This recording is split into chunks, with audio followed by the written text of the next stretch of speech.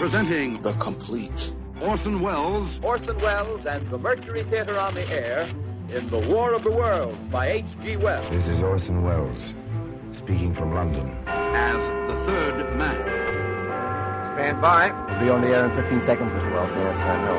Stand by, everybody. Mercury Theater on the Air presents Orson Welles as Count Dracula in his own version of Bram Stoker's great novel, Who knows Dracula. what evil lurks in the hearts of men? The shadow knows.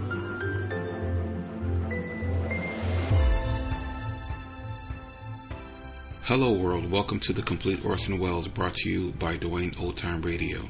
This podcast will feature various classic radio programs ranging mostly from 1936 to 1952 that Orson either produced and directed, was featured on, or starred as a guest. If you enjoy my podcast, you can subscribe to receive notifications of new posts. Subscribing is free and only takes a moment. New episodes are posted weekly. If inclined, please leave a rating and or review on your preferred podcast service. Thank you for your support. Hope you enjoyed the genius of Mr. Welles. Sailing Unlimited is this week's series with 2 episodes. The first is Wind, Sand, and Stars, which stars Burgess Meredith. That aired November 30th, 1942. And the second is War Workers, which aired December 14th, 1942. Hello, Americans. This program is brought to you by the men and women of Lockheed and Vega.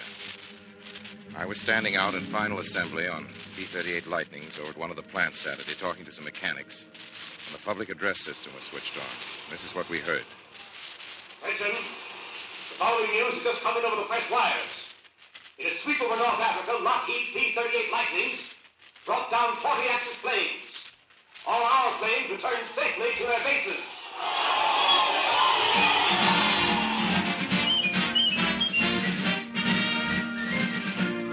For a minute, the Lockheed plant sounded like New Year's Eve, and then everybody went back to work.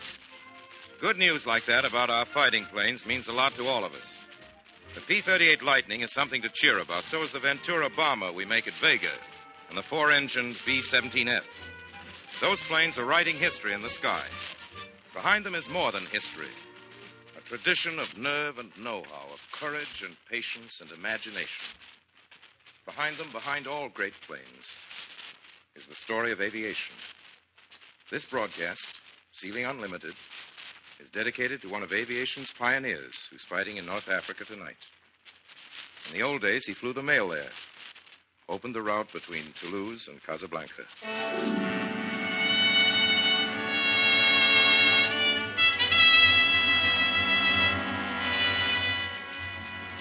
Guillerme, old friend, of you I shall say a few words. That time you were lost over the Grand Atlas. We learned you'd been gone a week. It was winter. I'd come up from farthest to Misamis to join Daly at Casablanca. For 5 days, the two of us, each in his plane, had ransacked the mountains. 2 ships. It seemed to us that 100 squadrons navigating for 100 years would not have been enough to explore that North African range. We'd lost all hope. The very Berbers themselves, bandits who'd commit a crime for 5 francs, refused to form a rescue party out of fear of those mountains. We should surely die. The forbidden Atlas never give up a man in winter. And when a second time I slipped between the towering walls and giant pillars of the Atlas, it seemed to me I was no longer seeking, but was now sitting up with your body in the silence of a cathedral of snow. You'd been gone a week, I say. And I was lunching between flights in a restaurant in Marrakesh when a man stuck his head in the door and called out, They found Guillerme. All the strangers in the restaurant embraced. I remember we found you, we cried like fools. Put our arms about a living Guillerme. Resuscitated. The author of his own miracle. And it was at that moment that you pronounced your first intelligible sentence. I swear that what I went through, no animal would have gone through. Frozen memories. It was hard for you to thaw them out. But there in that hotel room in Marrakesh, slowly, word by word, moment by moment, You told us the story. Storm. A storm had bottled up storm. all space and sent every other male pilot back to his starting point, but you'd taken off in the hope of finding a rift in the sky. You found this rift, this trap, a little to the south. 15,000. Now, about 15,000 feet, the ceiling being a couple of thousand feet below you and pierced only by the highest peaks, you set your course for Dakar. Down currents. Down currents. The engines run on, but the ship seems to be sinking. You jockey to hold your altitude. The ship loses speed and goes mushy, and still you sink. The sky seems The to whole be coming sky down. seems to be coming down on you. You can't land anywhere, and you try in vain to turn around and fly back into those zones where the air is dense and solid as a pillar has held you up. That pillar has melted away. Everything here is rotten, and you slither about in a sort of universal decomposition while the cloud bank rises apathetically, reaches your level, and swallows you up. It almost had me in a corner once, you explained. Almost had me in a corner once. As soon as I felt I was caught, I dropped the controls, and I grabbed my seat for fear of being flung out of the ship. The wind rolled me over and over like a hat in a road from 18,000 feet down to 10. Then I caught a glimpse of a dark horizontal blot that helped me right the ship. It was a lake. Flew around that lake almost 2 hours till I ran out of fuel, and I set the ship down in the snow. She went over on her nose. When I dragged myself clear of her, I stood up, and the wind knocked me down. I stood up again, went over a second time. So I crawled into the cockpit and dug me out a shelter in the snow. Remember, I pulled a lot of mail sacks around me, and I lay there for 2 days and 2 nights. The storm blew over, and I started to walk my way out. I walked for 5 days and 4 nights. And you know what amazed me? Drink, old fellow. Drink. Oh, I must tell you this. After 2 or 3 or 4 days of tramping, all you think about is sleep. I would long for it, then I'd say to myself, if my wife still believes I'm alive, she must believe that I'm on my feet. The boys all think that I'm on my feet. As early as the second day, you know, the hardest job I had was to force myself not to think. The pain was too much, and I was really up against it too hard. I had to forget that, or I shouldn't have had the heart to go on walking, but I didn't seem to be able to control my mind. It kept working like a turbine. Still, I could more or less choose what I was to think about. I tried to stick to some films I'd seen, a book that I'd read, but the film and the book would go through my mind like lightning. I'd be back where I was in the snow, and it never failed. So I would think about other things. I had to stop every 2 or 3 hours to cut my shoes open a bit more and massage my feet that were swollen. Maybe my heart would be going too fast. I was beginning to lose my memory. Every time I stopped, I forgot something. The first time, it was a glove, and it was cold.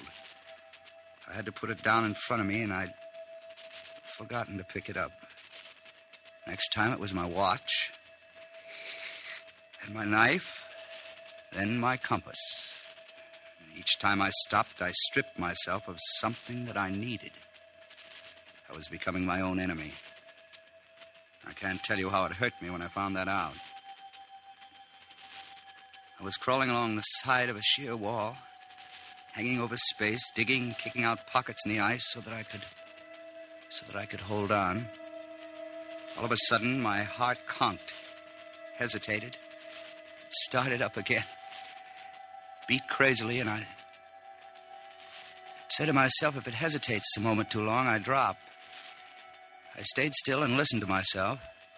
I think that never in my life have I listened as carefully to a motor as I listened to my heart, me hanging there. I said to it, come on, old boy, go to work. Try beating a little. That's good stuff my heart is made of. It hesitated, but it went on. You don't know how proud I was of that heart. There was one time, however, when you slipped and finding yourself stretched flat on your face in the snow, you threw in your hand. You were like a boxer emptied of all passion by a single blow, lying and listening to the seconds drop one by one into a distant universe. until the 10th second fell. And there was no appeal. All that you had to do in the world to find peace was to shut your eyes. So little was needed to blot out that world of crags and ice and snow. Let drop those miraculous eyelids, and there was an end of blows, of stumbling falls, of torn muscles and burning ice, of that burden of life you were dragging along like a worn-out ox, a weight heavier than any wain or cart. And your body, that beast now gorged with suffering, lay ready to participate in the indifference of marble. Your very scruples subsided. Guillaume, you miser. You'd made up your mind to deny us your return, to take your pleasures selfishly without us, among your white angels in the snows.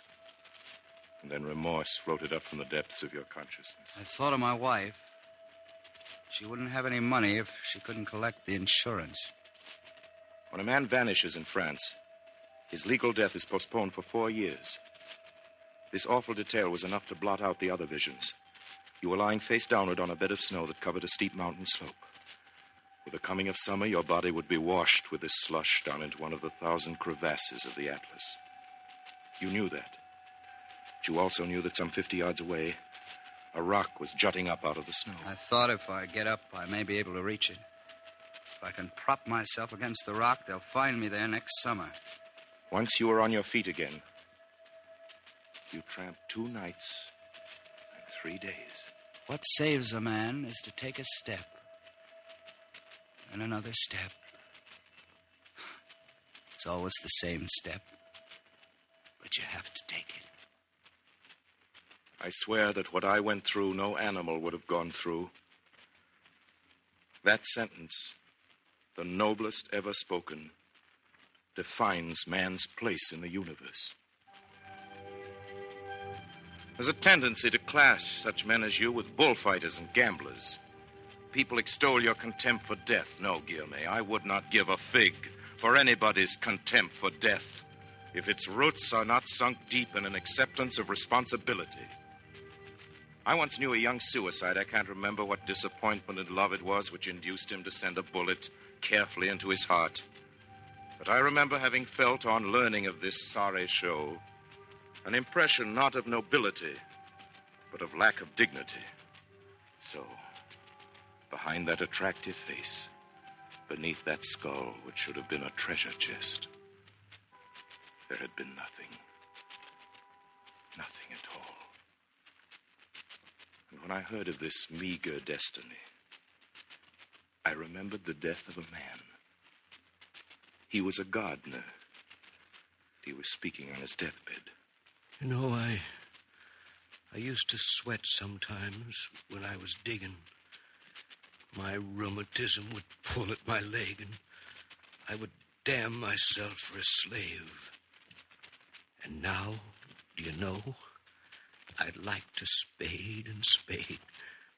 It's beautiful work. A man is free when he's using a spade. Besides, who's going to prune my trees when I'm gone? That man was bound by ties of love to all cultivable land and to all the trees of the earth. Like you, old friend, he battled against death in the name of his creation. He was a man of courage, of responsibility. You knew that you were responsible for yourself, for the males, for your family, for the fulfillment of the hopes of your comrades, for aviation itself. You held in your hands their sorrow and their joy. You were responsible for that new element which the living were constructing and in which you were a participant. To be a man is precisely to be responsible. It is to feel shame at the sight of what seems to be unmerited misery. It is to take pride in a victory won by one's comrades. It is to feel, when setting one stone, that one is contributing to the building of the world. Of such stuff are the pioneers of aviation made.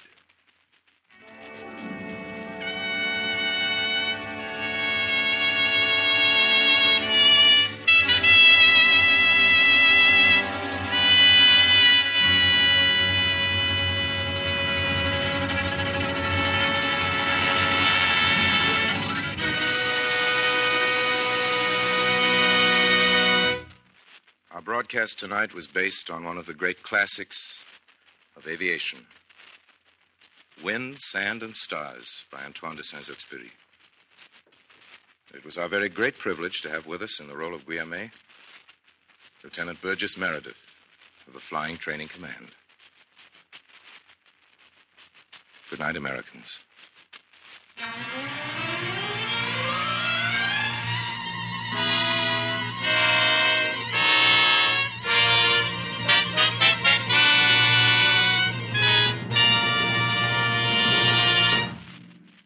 This program was presented by the Lockheed and Vega Aircraft Corporations of Burbank, California. This is the Columbia Broadcasting System.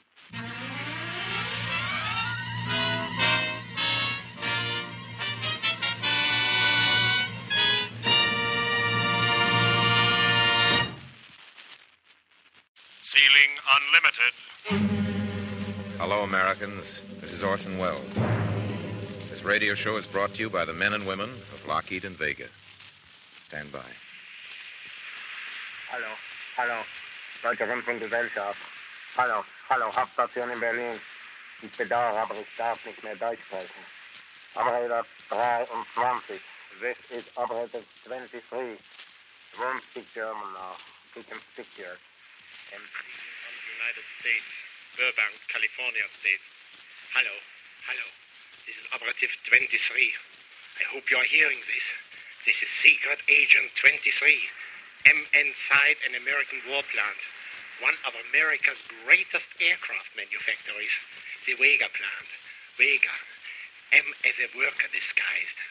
This secret broadcast is made through concealed microphone worn on lapel. Cleverly concealed behind Vega workers' identification badge on my coat is a microphone into which I'm speaking. Through this, I shall my mission carry out to inform you from their source, facts and data of American production of aircraft. Sieg Heil, a German soldier salutes his respected superiors. Secret Agent 23, making secret broadcasts from American war plants. Jackson, that cat's groovy as a 2-cent movie. Solid, solid. He digs that melojive that sends me. You can say that again. When his boots are laced, he really jumps. Beat me, Daddy. Tell me more. Hallo, Hauptstation. Deutsche Rundfunkgesellschaft. Operative 23, making secret broadcast. The voices just heard were those of American slaves. Translation impossible. Obviously, code information to be kept secret from guards or foremen, as here they are called. Will obtain precise German form for groovy as a 2-cent movie. Also, he that mellow jive dicks, murder, etc. Hello, Berlin. Coming through. Watch your feet. This code language before heard clear indication that morale is low. At any moment now, democracy will break down. How otherwise? Men and women without regard for racial purity sit together here, working unguarded. From where should necessary obedience come when discipline is here so missing that slave just passing me purposelessly to himself as he works, whistles and sings? Blueprints, Captain Officer. Keep contact, please. Yes, who is it? John Smith, employee. I've been sent for the blueprints. Come please. in. Hello. Excuse, please, I'm in the wrong place. You certainly are, Fritz. You should have stood in Berlin. I'd like you to meet some friends of mine. How do you do? FBI, Mr. Schmidt. And FBI. Excuse, please, what is cooking? We're going to have to take you along with us. Hallo, Hauptstation, Deutsche Rundfunkgesellschaft. Hallo, Max. Hallo, Hermann. Hallo, Leutnant Obermeier. Somebody. Is it for Sorry, real? Fritz. We'll take over now. I'll relieve you of that microphone. Is here a mistake? Come on, Fritz. Hello, Hauptstation. Hello, Berlin. Hello, Tokyo. Hello, Axis. Your secret operative 23 didn't know it, but his secret broadcast had a coast-to-coast hookup. CBS, to be exact, on the Lockheed and Vega program. Don't worry. There are no spies at Lockheed or Vega. We see to that. For your information, it was all arranged. We thought our listeners might be amused. Hello, Americans. This is Orson Welles. If you don't mind, we're going to stay right on Fritz's private beam to Berlin. Fritz came here to the Vega plant looking for secrets. His boss wants to find out about American planes, what's in them, what's the secret of their success. Axis listeners, come with me. We'll continue Drei und Schwanzig's tour of the Vega assembly line. You want secrets? Let's ask some American workers. What was it Fritz called them? Slaves. Maybe they'll tell us how it's done, what it's done with, and why. Here we are at a drill press. Here's a typical American slave. Let's see what she has to say about it. Hello there. Maybe you can tell us why you work here. Doing what I can to win the war. Naturally, we all are. The way I figure it, the more of us we can get to work, the more planes we can get.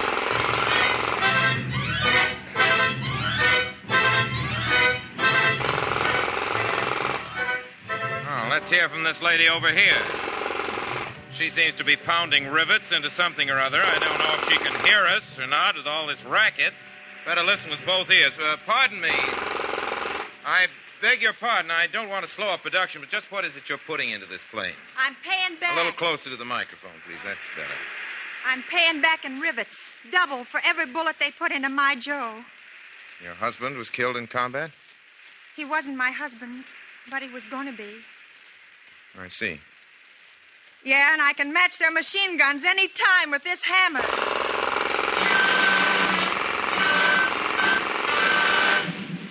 Nazis, listen to this. We're in the plastics department now. You know something about plastics. You helped develop them. You also developed an ally in Italy, plastics and Italians. Watch what we do with them in America. Mr. Crano, I have just a minute of your time, please. Only a minute, Mr. This is Mr. Vincenti Crano. About your work, Mr. Crano, an Italian working in an American aircraft factory, making bombers to destroy the Axis. Something worth talking about. Will you tell our listeners what you did in Italy before you came here? I was a sculptor. Now you're using that talent to make molds for castings. Well, it's not quite the same, but in a way it is. Do you have a family, Mr. Crano? Oh, yes, 8 children. 4 of my boys are fighting for Uncle Sam. Fighting against Italy, Mr. Crano? Oh, not against Italy. They're fighting for the freedom of Italy. When we win, Italy will be free again. So you're satisfied making molds? Oh, I'm very happy with my work. Yes, I feel I'm really accomplishing something. I'm proud to be part of all this. Mr. Crano, is there any secret to the way you're making molds? What do you add that makes your castings better than those produced by the Axis? As you say, Mr. Wells, that's a secret. I see. You like your work, though? Oh, yes, I like my work very much. Thank you. Hello, Fascist. Are you still listening? You learning what goes into our American planes? There's a very busy young lady over here. You might like to hear from her. She seems to be somebody. We get through here, please. Yeah, sure. Pardon, watch the mic cable. Right. That's it. We'll get in here as close as we can. This goes to A23 production. This one goes over to engine assembly. assembly. Have you a minute, please? Hold it, buddy. Just a second, please. Joe, rush these half-inch couplings to engine assembly. Hurry it up. This is a broadcast. Buddy, I'm awfully busy. This shipment of 1170s goes to maintenance. They came in 20 minutes ago. Okay, I'll rush it. All right, what's on your mind? No, those panels have to go to sandblast. I wish first. you'd tell us what you put into your planes. I'm an expediter, mister. I put the right parts in the right places at the right time. Say, look, if Meyer doesn't get those gaskets, he'll have kittens, and Vega will have no exhaust manifolds. Oh, sure. Don't mind me. I don't. These go to 207. Step on it. Shoot these over to the lab for stress test.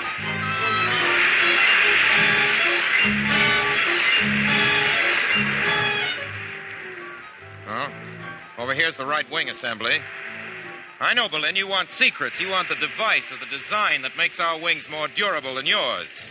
You've noticed ours don't drop off in a 500-mile-an-hour dive. Maybe it's something we put inside those wings. Take the microphone up this ladder and get a look at what goes on inside. Stand by. Now then, on top of a 10-foot ladder, you see down inside the long tunnel, rather flat, egg-shaped tunnel, to the inside of the right wing. Outside, along its smooth, streamlined surface, a lot of young women are diligently inserting rivets, inspecting seams, and rapidly molding the great structure. Inside, it's dark, cramped, maybe the secret's inside here. I think I see a workman down there, crouched down there in the narrow space. Try and find out what he's doing. Hello in there. Can we speak to you a minute? Okay. From the size of the voice and the size of the quarters, I think you're about to hear from one of the many midgets, one of the many little people employed in our American aircraft factories. Here we are. Could you tell us what goes into the making of a wing like this one, besides metals and craftsmanship? You mean designs and What all like I that? mean is the spirit of the thing. For instance, how do you like working all cooped up in that very cramped space in there? How do I like it? It's the greatest thing that ever happened. In what way? Well, heck, before, We little people had nothing to do but be funny in circuses and things like that. But now comes along a job that nobody else can do but us. A larger man couldn't get inside one of those wings, could he? They tried it. Why, it's even tough for me. But I'm not squawking. I like it. Good for you. They'll let you get back to work. Goodbye now.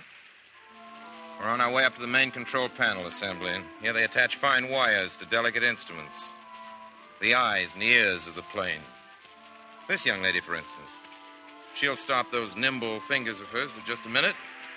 Maybe she'll answer a question or two. Excuse me, miss. Yes? Would you be so kind as to tell our listeners what it is you do? I connect wires onto the terminals of bomber control panels. How do you know which wire goes into which terminal? By the length and the size. Of each wire? Yes. How'd you have to get into your line of work? I wrote out the regular application. And what was your real reason for wanting to work? Reason? Well, I guess I just wanted to prove something. Prove what? Well, I guess just prove that I can wire terminals as well as other people. You're blind, aren't you? Yes. Thank you very much. And I'm not afraid anymore either.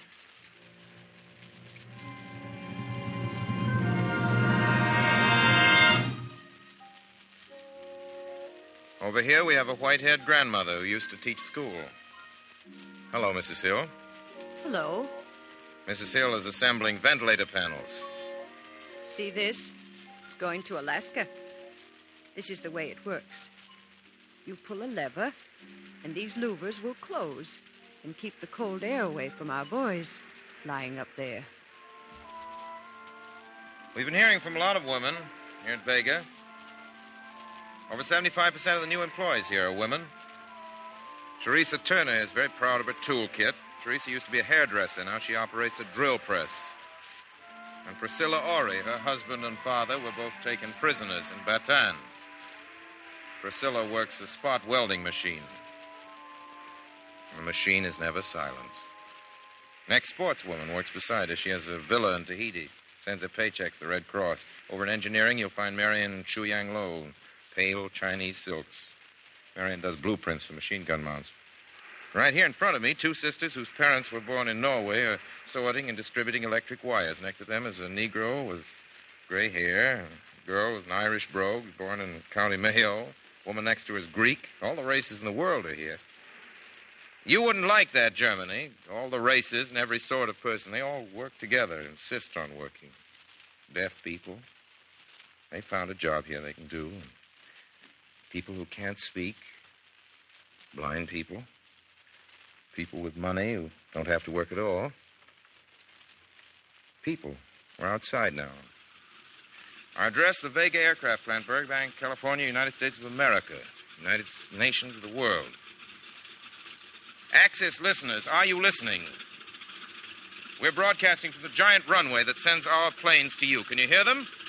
Wait a minute, we'll move the mic a little closer. Listen, fascists, if you aren't, you're hearing another plane just like this plane right now. Many planes just like this one right now. In a week or less, you'll meet this one in person. Some of you will, somewhere on your side of the world. The shady side, where you're still holding out against the future. Want secrets? Secrets? Here's the real one. You'd never guess it in a million years. Make it 2 million. Listen. Something in there, all right, isn't there? Well, I'll tell you what. It's people. That's the answer. People. Free people. You can hear the difference. That's Joe and Fred. That's Hetty and Peggy and Jose, Olga and Mary Jane. Ivan and Giovanni, Abby and Patty. Shorty, Chubby and Slim, Lefty and Blondie and Billy the Midge. They're all in that motor. Hear them? Their laughter is in that plane. Their free laughter. Their fine, clean anger. Their dream of the future. Fascists, little people are the big secret. Beautiful, wonderful, plain, ordinary people. They're the secret of victory. The men and women of democracy.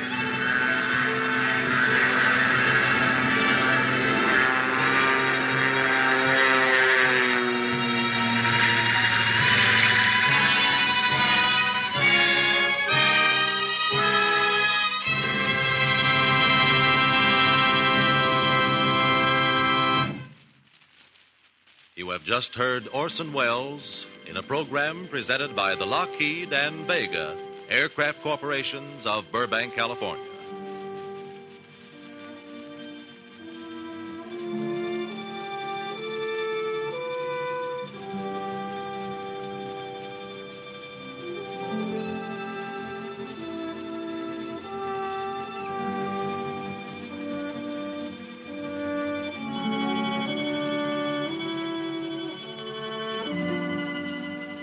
This is the Columbia Broadcasting System.